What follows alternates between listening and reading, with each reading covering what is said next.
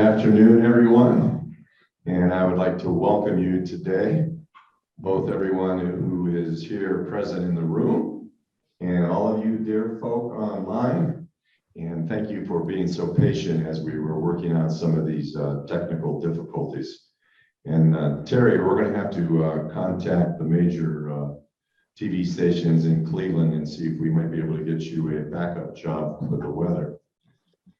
But let me officially start our meeting. And so welcome to the Akron Rotary Club for Tuesday, October the 26th. And we welcome you all today. We've got a good program planned. And at this time, I would like to invite Mr. Andrew Grover to the platform.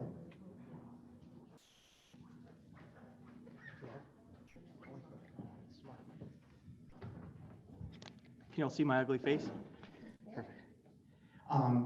Just great to see you. I just wanted to take a moment just to thank Dr. Rob and President Steve and Cheryl and just everybody for keeping us around these last 19 months. I haven't been active and I stayed home during COVID just because I was scared, and I'm just that guy. But I feel better now and I'm back. And I just wanted to take the time to tell you all at home and here, it's so good to see you. And I know we're going to have the best Rotary year yet because this man is just such a gifted, kind, loving soul who's going to lead us to great things. So I'm honored to be back here today. I'm not a very religious person, but I do want to say I hope you all have a very safe and amazing Halloween season into the Thanksgiving and holiday year. And it's an honor to be back with you again and live in person.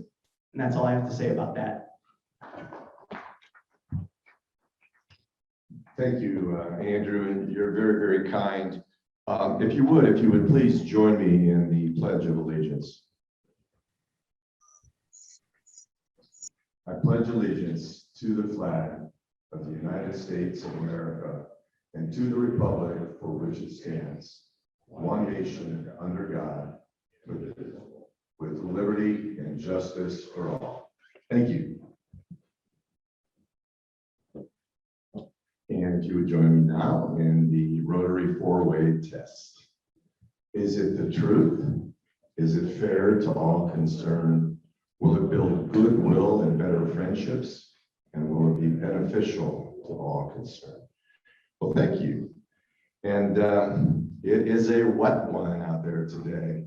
And I had gone to my office this morning without an overcoat. I did have an umbrella, but on the way here, I decided I needed to pick up a coat because it is cold. So we know what's coming, and so we need to buckle down over the next 5 months. But it's good. It's good to be together. It's good to have folks online. And you know, Rotary, as far as the relationships go, and us being able to spend time with one another is really something very, very precious. We had a project, a service project on Saturday. You'll hear more about that. Well, one of the things that we're doing and we're actually wrestling with and giving consideration to is how are we going to be proceeding over the next many months? Because we're doing a hybrid meeting. We've got both virtual and we have in person. And so as a board, we're going to be looking at that as we're now finally well into the third quarter or the fourth quarter of the year. And what might that look like as we break into 2022? Are we going to stay completely with both virtual and in person, or are we going to be leaning in more and more toward the in-person meetings? So, but that's something that we'll collectively as a board discuss and arrive upon some type of a decision.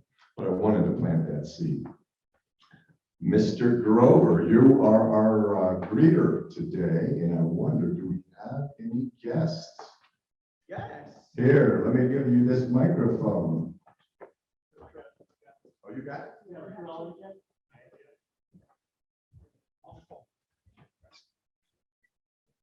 Claudine Schooley from E Club of the World. Where are you?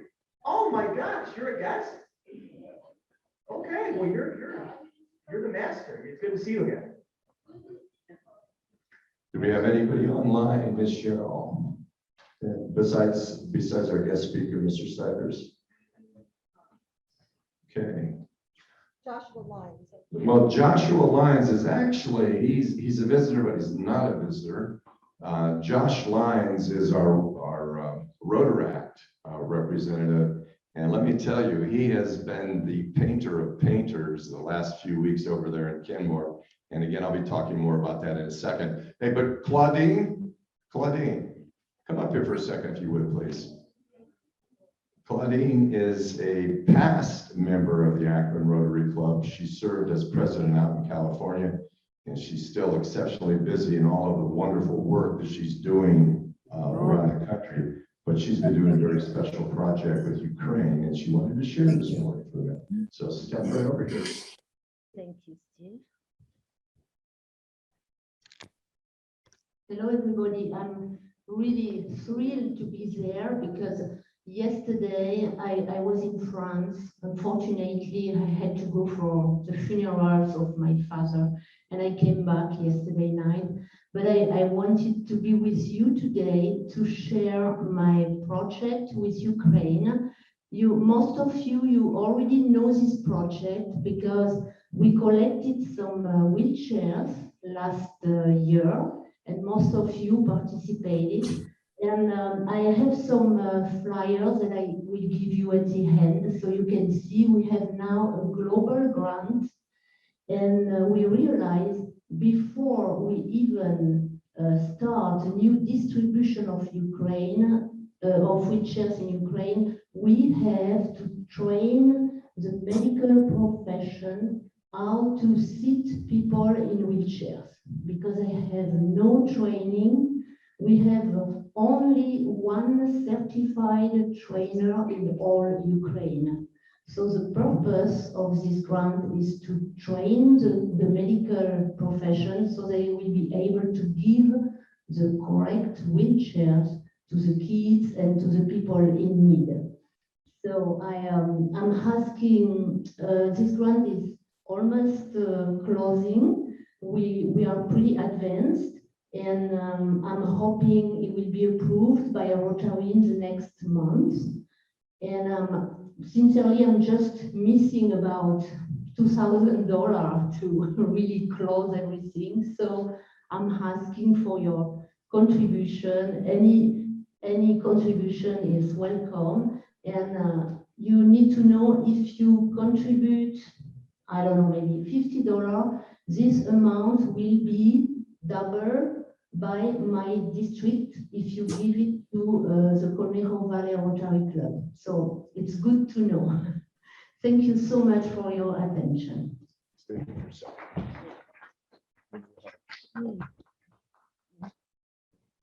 You know, when you lose a parent, it goes deep. And so we just want to say bless you to you and to your family. Thank you so much. During this season. Yeah. And this is an amazing woman. When she came from California to Akron and got involved in our club, she didn't waste any time getting busy. And over the last 3 years, she's been working very diligently with this Ukrainian wheelchair project. And I'm going to tell you, you talk about hitting the bullseye, it hits the bullseye. And I know firsthand, my wife and I lived with our oldest son in the country of Ukraine in 1995 through 1996. And when you talk about a clear and present need, this area of wheelchairs is huge.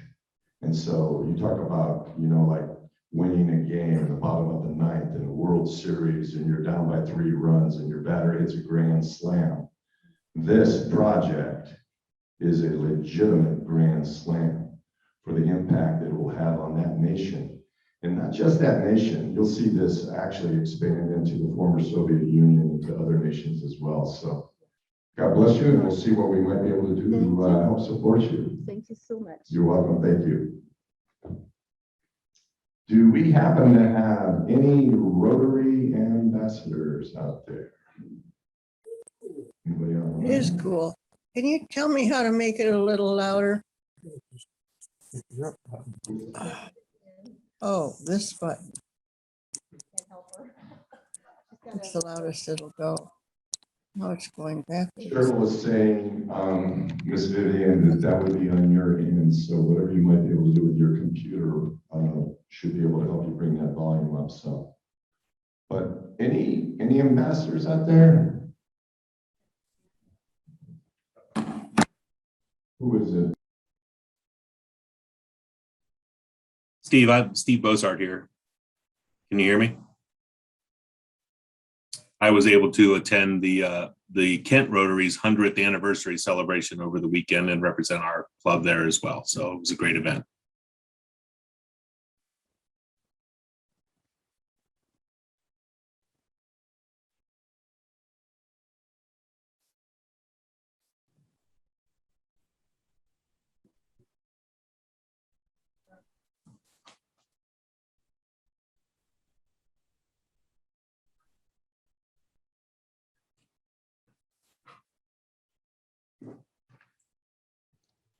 Steve Bowie, you're muted on our end.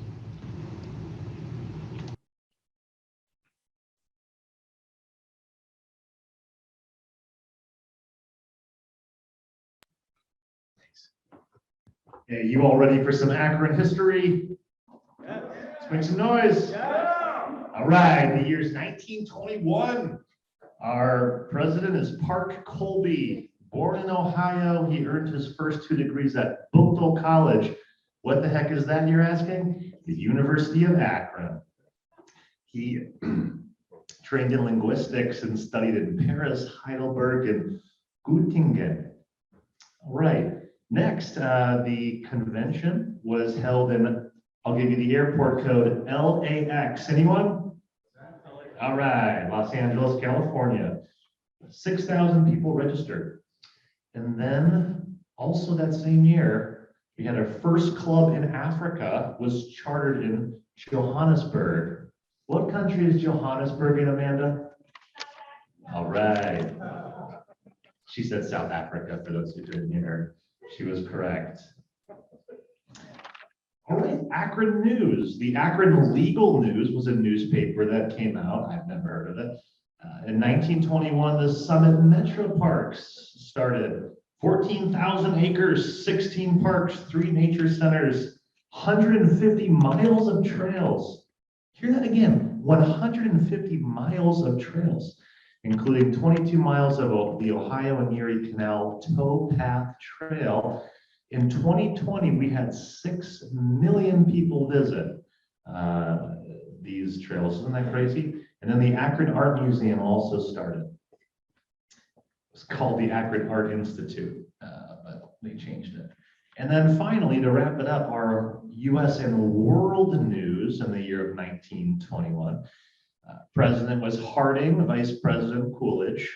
US population, 110,000, try again, 110 million. It's about 1/3 of what it is today, isn't it? The Lincoln Memorial was dedicated in DC. Unemployment was 6.7%. The cost of a first-class stamp was just 2 cents. Mussolini marched in Rome and formed the fascist government in Italy. The Irish Free State, a self-governing dominion of the British Empire, was officially proclaimed, and Kemal Atatürk, the founder of modern Turkey, overthrew the last sultan in Turkey. Everyone, that was your Akron Rotary Minute. Let's make some noise. Thank you, Brian.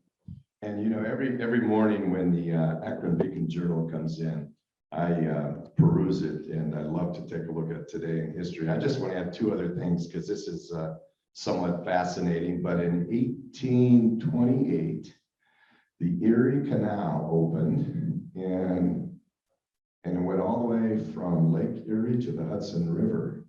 And then also in 1881, there really was a gunfight at the OK Corral. And it took place in Tombstone, Arizona, as Wyatt Earp, his 2 brothers, and Doc Holliday confronted Ike Clanton's gang. 3 members of Clanton's gang were killed. Earp's brothers and Holliday were wounded. But fascinating history. So, well, thank you again, Mr. Brian. So as far as what's happening around Akron and pertaining to the club, this is the very last week when our own Miss Jerry Kiefer is finishing up an art exhibition of her work over at the Akron Women's City Club. And many of us had the opportunity about a week and a half ago to attend that. And it was absolutely fabulous. Her work is exceptional. And Susan Colville Hall was there and her sister had come with her. Her sister happens to be a retired art teacher. And my wife made a very brief mention saying, well, we have another artist here. And she paused, Susan's sister paused, and she goes, oh yes, I know. And she is the best.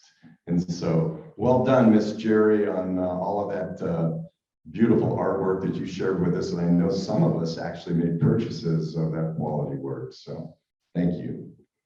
I just also want to share, we had a couple of people online that responded to you, Ms. Claudine, and they're gifting a little money toward the Ukrainian project. So that's wonderful to see.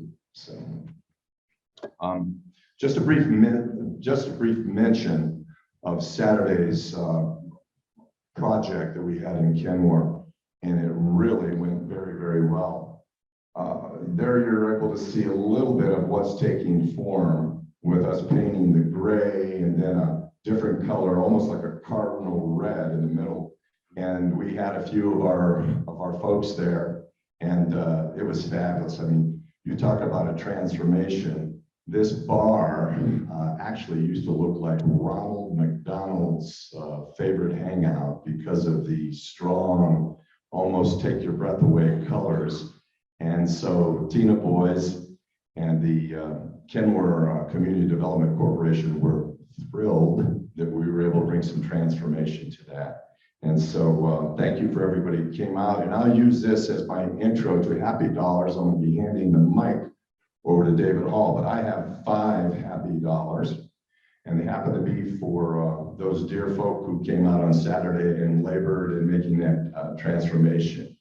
And we had Mario McCall, we had Ryan McCauley, we had Josh Lines, we had Olivia, and then I had the pleasure of working with them, and we beat the weather, so $5. So thank you guys. David? Great, thank you very much. I have 2 Happy Dollars. What does she want? First Happy Dollar is I just spent this past weekend in New York City visiting my brother-in-law. Sad circumstances, his spouse passed away early years. We had a nice celebration, and New York was really just an amazing place. Second Happy Dollars for my daughter. They continue to win, and we will be going down to see them this Saturday. So we're excited to go down to St. Augustine, Florida, and see Flagler hopefully win their last regular season game. So who else is happy? Julie Brandel online. Julie Brandel. All right. I would gladly spend money to tell you about the foundation gala for District 6630 that's going to be held on November 11th at 6 p.m. at the Windows on the River. So you've probably received an email from the district governor today or yesterday to invite you to participate. So I hope that you guys will join me there. It's always a lot of fun. And this year the theme is warm hands, warm hearts, and we'll be collecting socks, mittens, gloves, and hats to be given away to those in need. And so if you want to bring those to the next few club meetings, if that's agreeable with our president, then I will gladly take them on our behalf to the district, and they'll be distributed accordingly. Thank you, Julie. Mela is happy. Let me get Mela a picture here. Okay, I have 2 Happy Dollars. So first I want to say thank you to everybody who donated candy, money for our Halloween party on Sunday for the kids. They're really excited to come out to the camp and trick or treat to all the cabins. So that'll be a lot of fun for them. My next one is next Tuesday's meeting. Please be sure to tune in. Dan Reynolds will be presenting an update on Rotary Camp and explaining why the Chili Open is so important to camp. And then our chairs, Cindy Kane and Jeff Sheeks, will be kicking off the Chili Open. We'll have the raffle tickets. So, we still need people to help on the committee. So you'll be hearing from us. So tune in next week. Thanks. Thank you, Mela. Who else is happy? Look cool. Just two quick dollars. I got my booster shot this morning, so encourage everybody else, if you're so inclined, to get yours as well. Thank you, Doug. Dr. Doug. A reminder, happy dollar. Last week I threw in a few bucks for Josh Lyons as his new daddy, but since he's online today, maybe a round of applause for Daddy Josh. Congratulations. Brian Kima. Three happy dollars. First, to celebrate the life of Claudine's father, who passed away in France this past week. And then the second dollar for Claudine's project in the Ukraine. And Steve, thanks so much for your good words about that this morning. That's very helpful. And my third happy dollar is for Michelle Wilson from Global Ties, who I see is with us here today. And she put on a phenomenal Thanksgiving dinner. It's kind of a pre-Thanksgiving dinner for international students from the University of Akron and Kent. So great job with that, Michelle. You put on a great event. Thank you. Very good. Thank you, Brian. Anybody else happy? Claudine. Yes, I have two happy dollars. The first one is because I'm happy to be with you today in this club. This club is very, very dear to my heart. And also the second one is for Brian Shima, who really helped me with my flight tickets and reservation and everything. He did an excellent job and is now preparing a trip to Ukraine, and you are all invited if you want to participate, and we will continue to work together. Thank you, Claudine. Any other happy people in the audience? I think that's it, Steve. Thank you. Thank you, David. Hello. Thank you, David. Any other announcements that anybody here in present would like to make, or anybody online that needs to make an announcement?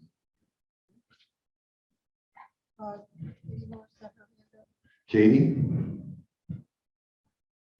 Hi, everybody. I just wanted to, so my husband, Tim Miller, is on as a guest, and I just wanted to acknowledge the fact that we were able to get this wonderful speaker of Mr. Steve Stivers from the Ohio Chamber of Commerce due to Tim's virtual introduction to him. And I'm just very gracious that he took the time out of his busy schedule to speak to us today.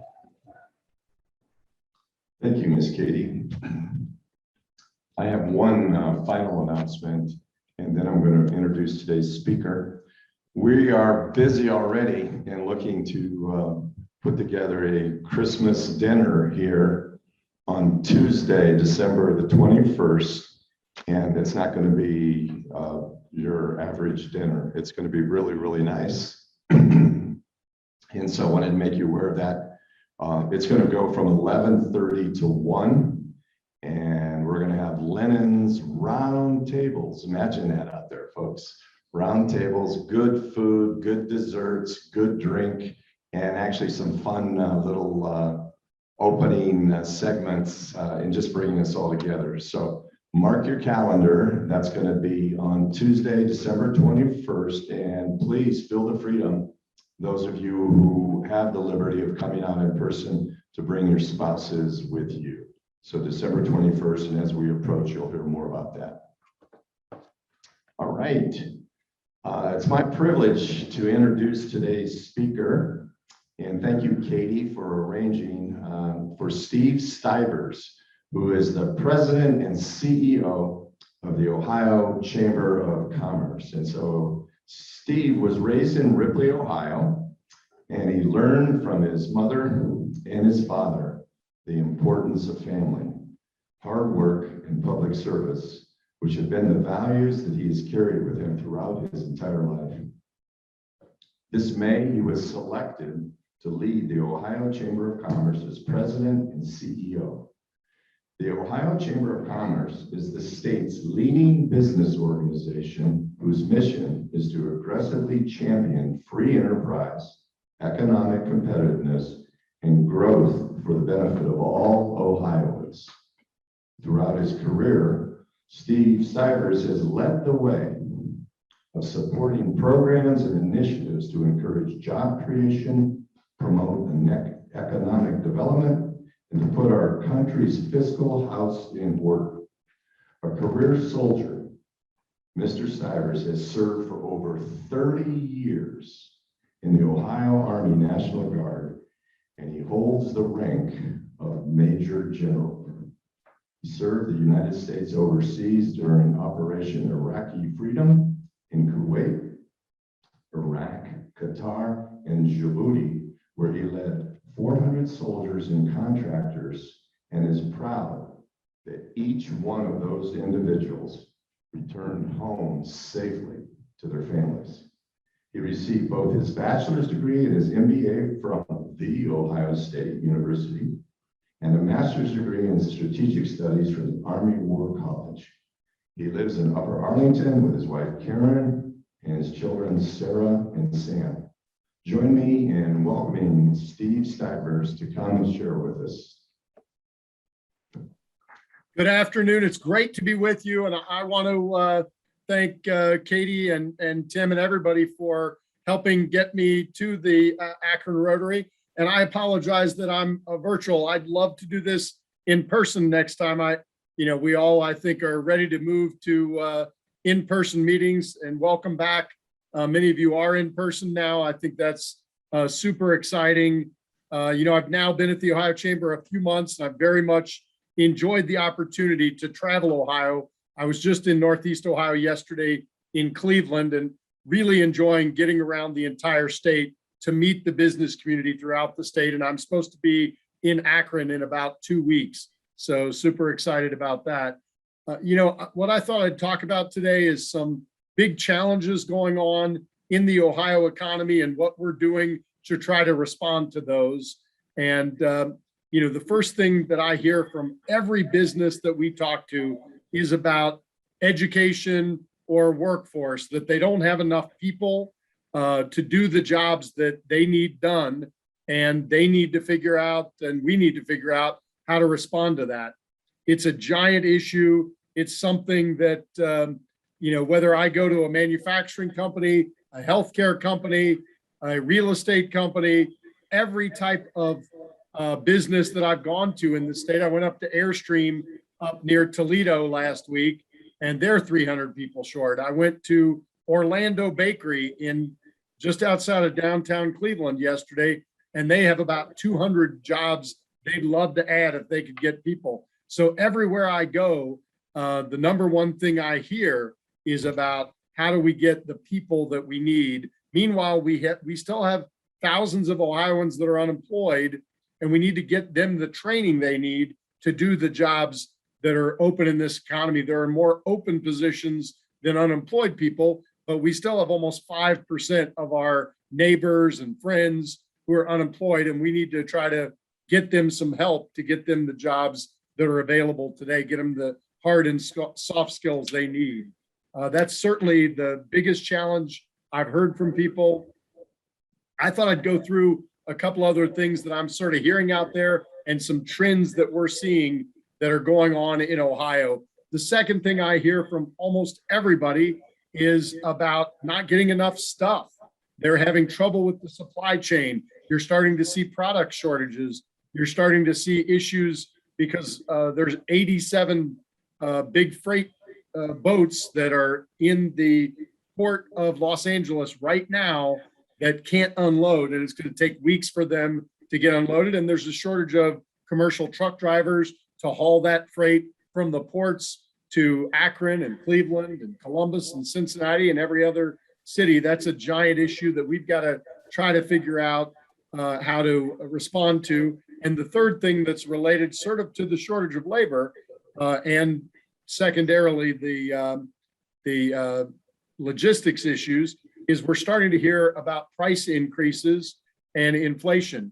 Inflation is now 5.9% in Ohio. It's the highest it's been in about 20 years. And I know that our Treasury Secretary says it's temporary inflation, but I can tell you from the people that I've talked to, the businesses I've talked to, I actually believe that inflation is more permanent right now. And especially because the cost of labor is going to keep going up and up and up. And people are going to have to respond to the increase of labor prices other places. I think we have permanent inflation for a little while, and we've got to figure out how to get that under control. And it's something that I'm pretty concerned about.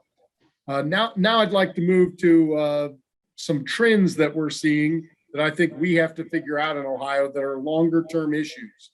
You know, we see this increase of augmented intelligence and artificial intelligence as a way to make businesses more competitive. That's a great thing for those businesses. It can make them more competitive with the rest of the world. You know, what makes America less competitive than many other countries is our labor costs are so much higher. And when you can augment your employees or substitute technology for your employees, you can make yourself more cost competitive. I was talking to one of our members last week, and he told me that 30% of their customer service at their company is now done by so-called chat bots. So you wouldn't, if you're chatting with them on a computer screen or you're talking with them, you wouldn't know that they're chat bots. They're actually not humans. They've programmed all these questions that people ask into a computer, and it spits out a human sounding voice or a human sounding chat on a screen that responds to your questions. And he thinks that they'll have 100% of their stuff automated in the future. But it's not just those kind of customer service jobs that are being automated. I think as part of artificial intelligence, we're going to see attorneys, accountants, underwriters, executives, a lot of white collar jobs will be automated through artificial intelligence, and it could displace up to 40% of the workforce, not just in Ohio, but around the country and around the world over the next decade to 15 years. And it's something that people need to get ready for. You know, we're not just talking about folks on the shop floor now, we're talking about highly paid white collar workers, and it'll be a huge disruption in the workforce. And we need to get our job training programs ready to make sure those people can get the skills they need for the jobs of the future and can make sure that they can remain competitive. One of the lessons of artificial intelligence is that we all need to be lifelong learners. We can't just plateau and stay in the same place for a long time. Another trend you're seeing, and you're seeing it in Akron right now, work from home is something that is not just for the pandemic. We're going to see it here to stay. We're seeing a lot of companies that are allowing their employees that they think can work from home permanently to work from home permanently. It's something that we all experienced through the 2020 pandemic of COVID, but now we're seeing a lot of employers continue to have that teleworking and working from home in the future. They're reducing their bricks and mortar cost, and they're leveraging their employees. The other thing we're seeing in that regard is we're seeing companies from New York and Los Angeles and Atlanta and Detroit and Washington, D.C. and Los Angeles come into Ohio, come into Akron and Cleveland and Columbus, and tell the people that they're recruiting, you can continue to work from home right where you are in Ohio. You don't have to move to Los Angeles or New York City. You can actually work in Ohio, have your good quality of life.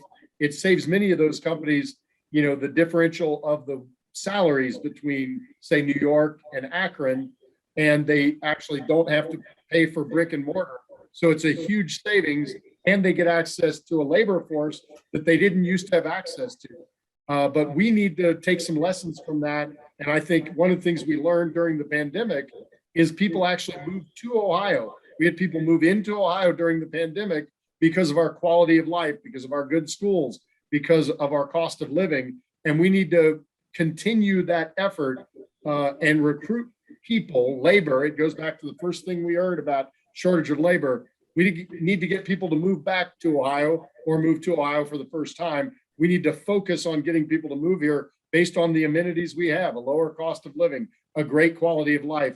We have amazing parks. You know, you guys just outside of Akron have one of the most beautiful national parks in the country, and it's within a quick commuting distance from Akron.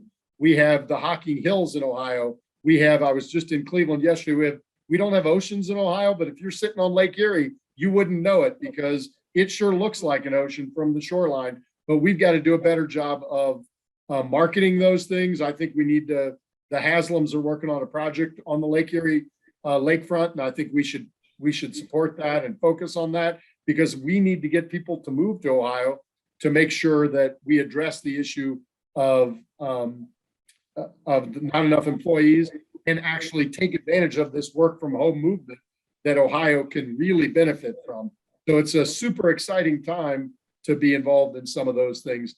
A couple things that we're also seeing going on over the next 10 to 15 years is this move to electric vehicles. Most of the original equipment manufacturers, the big 5 automobile manufacturers, have decided that electric vehicles are the future. And so they are planning for that. They're planning for 2030 or 2035 to move to much more electric vehicles, which means they're making capital decisions now. And in Ohio, 17% of our economy is based on the automobile. And if you think about what we make here, we make engines, we make transmissions, we make a lot of stuff that's going to change if and when we were to move to electric vehicles, because there's fundamental changes in the automobile as we move to electric vehicles. So we're trying to devise a strategy to make Ohio a place where those capital investments happen. You know, General Motors has already made a commitment to the Lordstown area for a battery plant.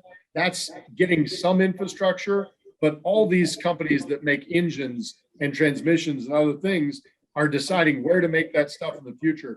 And we need to make Ohio competitive for a place to make those capital investments. That's a big, big deal.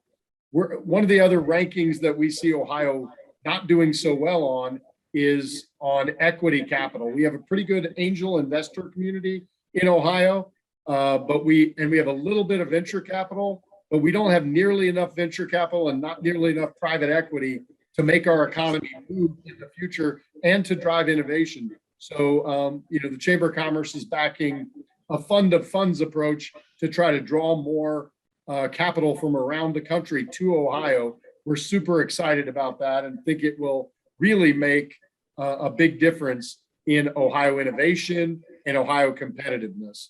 And so what are all those trends? How do we relate to all those trends here at the Chamber of Commerce moving forward? Well, we're putting together something we call the Blueprint for Ohio's Economic Future. It's a 15-year plan to make Ohio not only the most competitive state in the country to do business in, but one of the most competitive places in the world. And we're going to use a research-based methodology. We have our research foundation looking at all the valuations of competitiveness across the country and where Ohio ranks, and then what would move Ohio's dial on those competitiveness toward number one. And it's going to include things that you would think the Chamber of Commerce would pay attention to, like taxation and regulation and education. It's going to include some things you might not think of for a Chamber of Commerce, like childcare. You know, childcare is one of the things that keeps people from entering the workforce. And in the post-pandemic world, we have less capacity in childcare than we had before the pandemic. And we've got to build that up. It will include recruiting people to Ohio. As I already talked about, we're going to use big data to look at, you know, people that have some relationship to Ohio. Their parents were from here. They might have grown up here. Their spouse might have grown up here, or they have the right skills we need, even if they have no relationship to Ohio. And we're going to kind of recruit them to try to move to Ohio with the goal of getting 1 million new people to move to Ohio in the next 10 years. And that's, I think, something that's really important as we try to grow this economy. The Blueprint for Ohio's Economic Future will also include some things like amenities, like what I talked about earlier, the lakefront, the bike paths that we have, the national parks and local parks that we have, all the recreational activities, the quality of life that we can use to recruit people this way. I think that's super duper important. And it's something that we've got to be ready to take advantage of. You know, we've got to, I think, try to stay focused on making Ohio a place that people want to come, but we have to get businesses to come here too. Jobs Ohio is doing a really good job of getting businesses to move to Ohio, but that actually makes things worse because those businesses need people too. We're going to look at a lot of technology issues over the next 10 years, both in energy technology. I think we're going to look at some things around electrification and a smart grid that will make Ohio more competitive. We're going to look at technology, including artificial and augmented intelligence. We're going to look at what we need to do to make Ohio competitive with regard to electric vehicles that I already talked about, that I think is going to be really important. And the other thing that's really important is we got to make every region of Ohio a place that can grow and be successful. And so there's some things we need in the rural parts of Ohio around broadband to make sure broadband is accessible everywhere, because the goal at the Chamber of Commerce of Ohio is to make sure that anybody can live anywhere they want to in Ohio and live their economic dream. That only happens if we have the right infrastructure, including rural broadband that's in place, and economic opportunity, which means jobs in every region of the state. There's areas that are growing really fast, like Columbus and parts of Cincinnati. There are parts that are growing slower, like Toledo and Youngstown. And we need to support the engines of growth that are already moving, but we need to support the folks who are trying to turn their economies around in the Northeast and Northwest parts of the state. And we're going to continue to give them the help they need to drive the innovation and progress of the future. So it's this Blueprint for Ohio's Economic Future is a super exciting 15-year agenda to make Ohio the most competitive place in the country so that all 11 million people, regardless of where they live, will have the opportunity to live their American dream, which I'm super excited about. And I'll just stop by giving you a couple updates of the other things we're working on at the Chamber of Commerce. We are focused on diversity and inclusion. We're trying to help our bigger companies diversify their supply chain, help provide economic opportunity to maybe disadvantaged communities. We are looking to support minority-owned businesses and entrepreneurship as well. That's a new effort at the Chamber. We're excited about that. We think it's something that will provide value, and we think it's something that our members are excited about. We also are going to increase our political engagement because we are the voice of Ohio business to policymakers. And so we've increased our political action committee. When I got here, it was only $30,000. It's now almost $200,000. Our goal is to get it to about $500,000 a year or $1 million every 2-year cycle, because we have to be the voice of business and make sure we elect pro-business candidates, be they Republicans or Democrats. We are a bipartisan organization, but we want pro-business candidates and pro-business policymakers that can help make sure that people can live their economic dreams in Ohio. And we've really tried to increase our communication out to our 8,000 member companies, our prospective member companies, and just our communities we live in. We've done interviews in local newspapers and TV, and I hope you'll see us more on Akron newspaper, on the Akron News, both TV and in the newspaper here shortly. But we're trying to get our voice out there that free market policies matter, and that we can have and should have pro-business free market policies here in the state of Ohio. So that's kind of what I thought I'd talk about. I'm happy to answer questions on anything that's on anybody's mind, whether it's stuff I brought up or stuff I didn't. Thank you, Steve. That's a great presentation. Do we have any questions either online or here in the audience? Karen, I'll come back to you.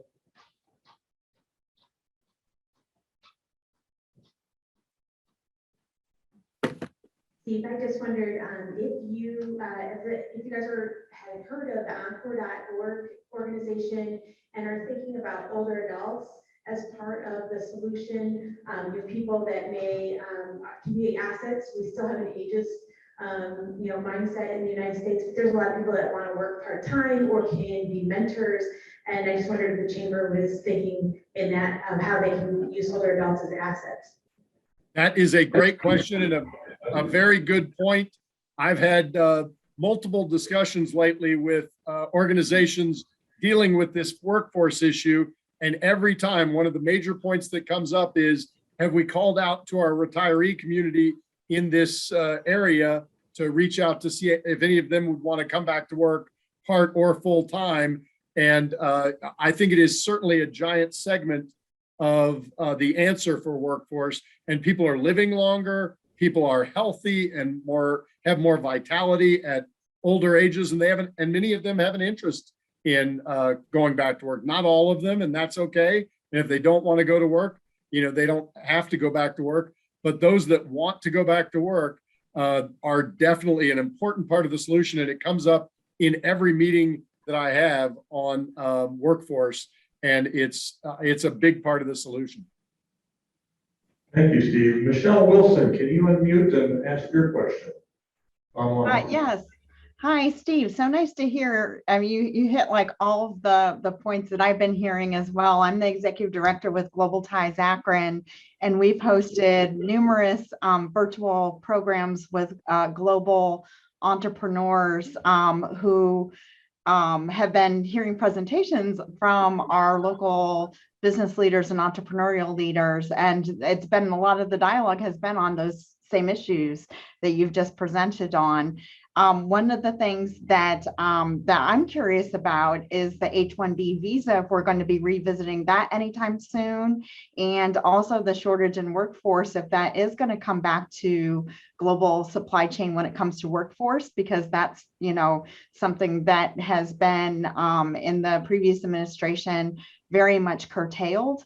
And then also I wanted to say I'd love to be part of whatever meetings when you come here in 2 weeks. We've just announced this past week a grant that we received, a $25,000 grant for a partnership with Accra, Ghana, through the U.S. Embassy with the University of Ghana, with their new innovation center at the university, to do an online virtual hub with Orange County, California, Akron, and University of Ghana to work with entrepreneurs and to create that synergy for new business creation and connections between U.S. communities and Ghana. So would love to talk to you more about that.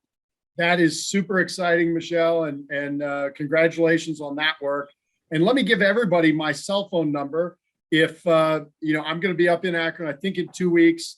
And let me give you my cell phone number. If you want to text me, if you have time when I'm up there, I think I'm just up there one day, so I don't know how much time I have left, but I know it's not completely a full schedule yet. My cell phone is 614-915-9903. If anybody wants to call or text, if you're interested in getting together when I'm up your way, this won't be the last time in Akron. It's just the next time I'm in Akron. So I'm excited to meet with anybody that has time. So Michelle, if you want to send me a text, I'd love to see if we can get together. And I do believe that the H-1B program is an important part of filling the job gaps that we have in this country. And we have a giant skills mismatch where we need technical and engineering help that we do not have in this country. And the pipeline to grow them is so long. The same thing with nursing, although I think a lot of countries have a nursing shortage. So I think it's an opportunity for us to really work to find a solution that can bring some talent to bear on this problem immediately. So I'm super excited that the H-1B program hopefully is something that we can, increase and really, use those folks. And nobody wants foreign folks to take American folks' jobs, but if there's no Americans that can do the job, and by the way, that's a requirement in the H-1B program, then those companies shouldn't have to suffer through not having enough employees to do their mission or serve their customers. So it's the H-1A programs for agriculture, the H-1B is for business, and they both do a really good job of helping people get the employees they need when there are no Americans that can or will do those jobs. And, I want to make sure we train our unemployed folks to get them the skills they need, but sometimes that pipeline takes a while. And, the most immediate way to solve many of those problems is through an H-1B program. And it's not a panacea, but it is an element of the solution, Michelle. Right. Excellent. And I didn't catch your full phone number, so I'll catch up So later or it's, you.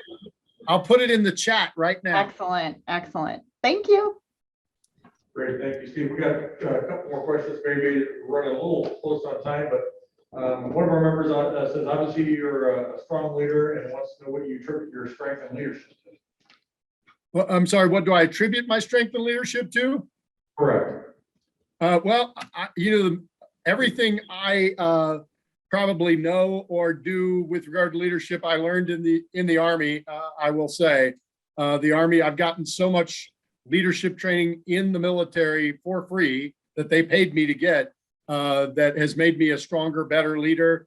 And we need strong leaders. When I deployed as a battalion commander, I had 400 people's lives, soldiers, sailors, airmen, and contractors in my hands. And I was lucky and had a great team, and we were able to bring them all home. Some of them were hurt, but none of them were killed under my command, which I'm proud about, although I know some of that's luck. And, God certainly played a part in that too. But I do want to thank the United States Army and the military in general for a lot of leadership training I've gotten from them. Excellent, excellent. We have one last question. If there was one thing you would suggest the Rotary do to support the Chamber's efforts to grow our community or to help our members during these challenging times, what would it be? So, Rotary's mission, you talked about the four-way test, but Rotary's mission is to support each other and support the community and do business with each other locally and support each other locally. And we're going to try to help give you some support to help grow Northeastern Ohio. You've got the University of Akron, that's an amazing institution, doing some really cool and great things there. But we need to make sure that there's even more economic opportunity in and around Akron. You've got some great corporate leaders in Akron. We're excited that they're there, but we need to make sure that we continue to support that growth and then provide additional capital and resources to grow the businesses that none of us can even imagine right now, that might come out of the University of Akron, or they might come out of somebody's garage. So, we need to support innovation. But if you guys as a Rotary Club can support each other in business, that's part of what Rotary was founded on and is important. And you can help sustain and grow your own community. And I do appreciate everything that Rotary does, to support your community philanthropically too. As a Paul Harris Fellow myself, I know how important it is. And I want to thank all of you that support your community, because it's the Rotary clubs, the Kiwanis clubs, and those kind of groups that really make a community work, because you put in extra effort and volunteer time and money to make your community stronger. So I want to thank you for what you do. Thank you very much, Steve. Great presentation. Before we end the meeting, we're going to do our raffles. If you want to get some raffle tickets, Andrew, would you mind keeping the winner for us? Thanks, everybody. Feel free to call me anytime. Okay, ticket number 549-4022. 4022. I'm looking at my pocket.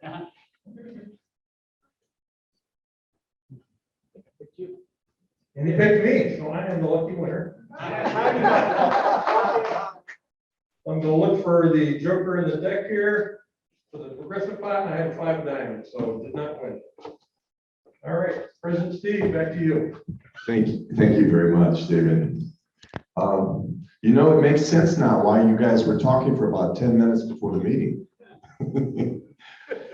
Hey, Steve, thank you. If Steve is still with us, I just want to say thank you for that outstanding presentation. And I think we can see he is the right man for the job at the right time. And if we know one thing about life right now, it is very much a time of transition. And with that leadership gift that he has, he seems to have a pretty good grasp of what's going on. So thank you. Also, we had another visitor join us after the meeting had started. It was Katie's dear husband, Tim. And thank you, Tim and Katie, for bringing Steve to us today. Outstanding presentation.